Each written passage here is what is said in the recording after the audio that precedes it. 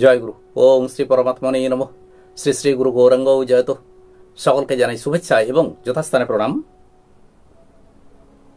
শ্রীমদ্ ভগবত গীতা সপ্তম অধ্যায়ে জ্ঞান বিজ্ঞান যোগ, এই অধ্যায়ের 19 সংখ্যক শ্লোকে শ্রী ভগবান বললেন যে বহু জন্মের পর জীব যখন মনুষ্য জন্ম লাভ করে, এটি তার শেষ জন্ম, অন্তিম জন্ম, তখন সবকিছুই পরমাত্মা, সবকিছুর মধ্যেই পরমাত্মা রয়েছেন।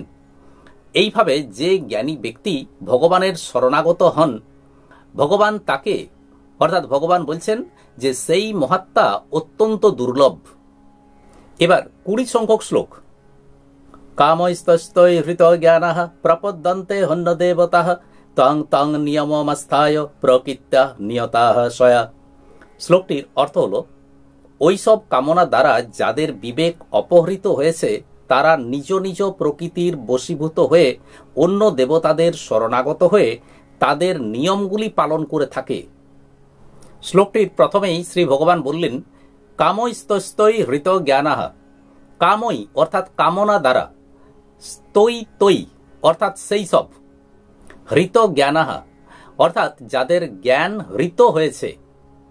মানুষের মধ্যে সাধারণত দুই প্রকারের ভোগ কামনা থাকে, ইহলোকের ভোগ কামনা আর পরলোকের ভোগ কামনা।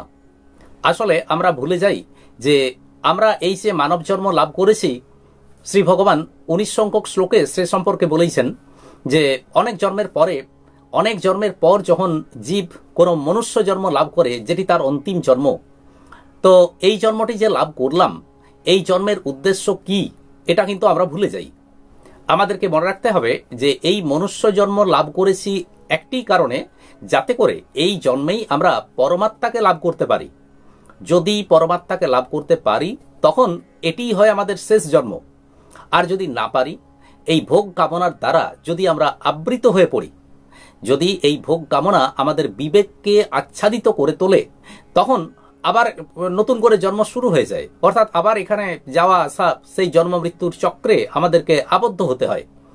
কিন্তু অধিকাংশ ক্ষেত্রে আমরা ভুলে যাই যে এই জন্মেই যাতে করে আমরা পরমাত্মা লাভ করতে পারি, সেই দিকটি আমরা ভুলে যাই। পরিবর্তে আমরা নিজেদের ভোগ কামনা, সুখ কামনা, এগুলোর দিকেই আমরা লক্ষ্য রাখি বা এগুলোকে নিয়েই আমরা ব্যস্ত হয়ে পড়ি। সংযোগজনিত সুখের যে ইচ্ছা, একে বলা হয় কামনা। অর্থাৎ আমার বাড়িতে এই জিনিসটি আছে, আর ওই জিনিসটি হলে, যেটি আমি অন্য কারো বাড়িতে আমি দেখে এলাম, ওই বস্তুটি আমার বাড়িতে হলে আমি আরো সুখী হতাম। এই যে মনের মধ্যে আকাঙ্ক্ষা, অর্থাৎ সংযোগজনিত যে আকাঙ্ক্ষা,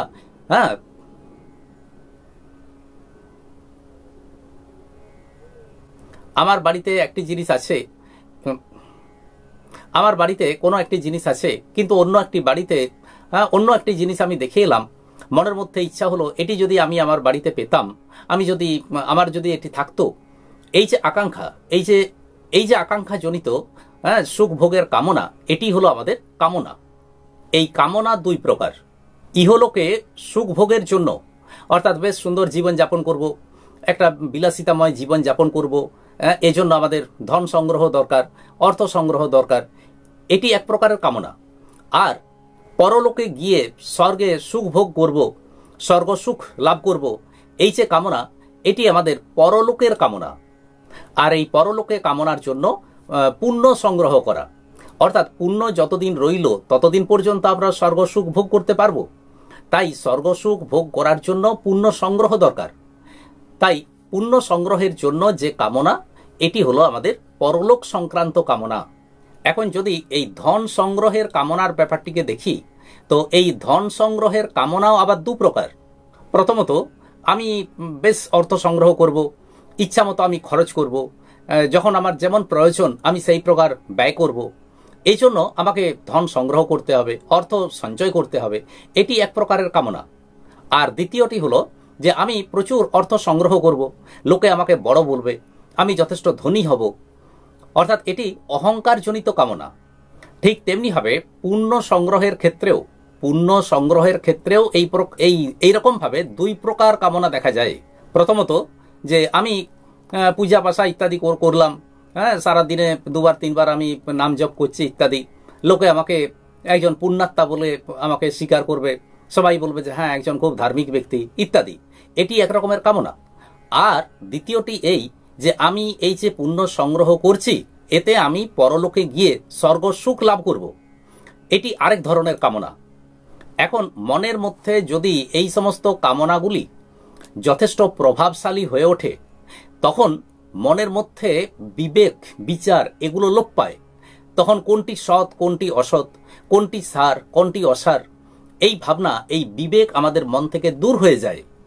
এখন এই বিবেক যদি আচ্ছাদিত হয়, অর্থাৎ কামনার দ্বারা বিবেক যখন আচ্ছাদিত হয়ে পড়ে তখন আমরা এই ব্যাপারগুলো আমাদের মাথায় আসেই না, আমরা খেয়ালই করি না যে যে বস্তুগুলোর পিছনে আমি ছুটে বেড়াচ্ছি, যে অর্থ সংগ্রহের পিছনে আমি ছুটছি, এই অর্থ আমার যদি বিপুল পরিমাণে অর্থও থাকে তো আমি সেগুলোকে কতদিন ভোগ করব, কিংবা কি পরিমাণে আমি অর্থ ভোগ করতে পারবো, এই চিন্তাগুলো আমাদের মাথায় আসে না। এখন এই বিবেক যদি কামনার দ্বারা আচ্ছাদিত হয়, কামনা বিবেককে আচ্ছাদিত করে তুলল, তখন আমরা আমাদের নিজের স্বভাব অনুসারে পরিচালিত হই। এই যে প্রকৃতি দ্বারা পরিচালিত হওয়া একেই শ্রী ভগবান বলেছেন, অর্থাৎ স্বভাবের দ্বারা যে পরিচালিত হওয়া একেই শ্রী ভগবান বলেছেন প্রকৃত্যা নিয়তাহ সয়া। প্রকৃত্যা অর্থাৎ প্রকৃতি, ব্যক্তিগত স্বভাব কেউ পরিত্যাগ করতে পারে না, কিন্তু স্বভাবের মধ্যে যে দোষ থাকে সেই দোষকে পরিত্যাগ করা যায়। এই দোষকে পরিত্যাগ করে মানুষ নির্দোষ শুদ্ধ হতে পারে। কিন্তু ব্যাপারটি হলো এই যে যতক্ষণ মনের মধ্যে কামনাগুলো থাকে, অর্থাৎ কামনার দ্বারা যতক্ষণ পর্যন্ত আমরা পরিচালিত হই ততক্ষণ পর্যন্ত নিজের প্রকৃতির অর্থাৎ স্বভাব দোষকে আমরা শোধরাতে পারি না, পাল্টাতে পারি না।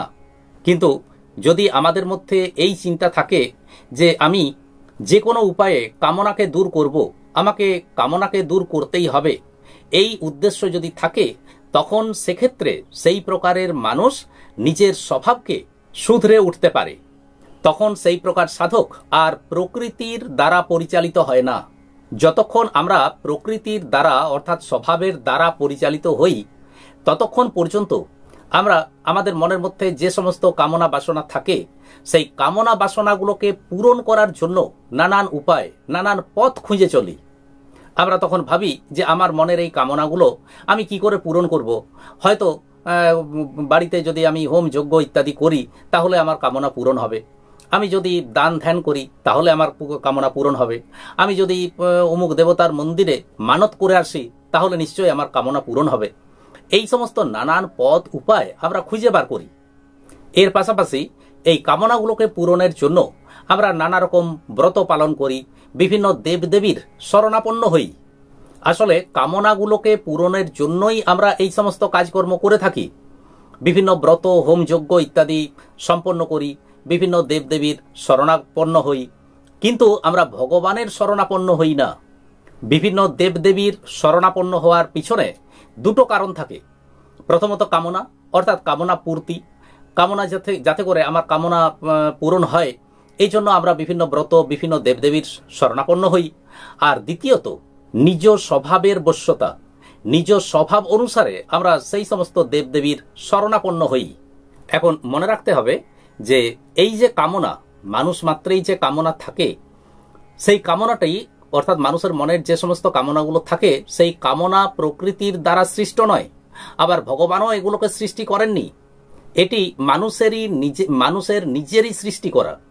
তো মানুষ যখন তার নিজের মধ্যেই নিজের মনের মধ্যেই এই কামনাকে সৃষ্টি করেছে তখন সেই কামনাকে দূর করতেও সে সক্ষম। কিন্তু এই কামনার জন্যই মানুষ হৃতজ্ঞানা অর্থাৎ তার জ্ঞান আবৃত হয়ে পড়ে। তাই মানুষের উচিত শ্রী ভগবানের শরণাপন্ন হওয়া এবং তার কৃপাতেই এই কামনাকে আমরা দূর করতে পারি এবং আমাদের স্বভাবকেও আমরা শুধরে নিতে পারি। আজ এই পর্যন্তই। আসুন এবার শ্রী ভগবানের মহামন্ত্র জপ করি। হরে কৃষ্ণ কৃষ্ণ কৃষ্ণ হরে হরে, হরে রাম রাম রাম হরে হরে। নমস্কার।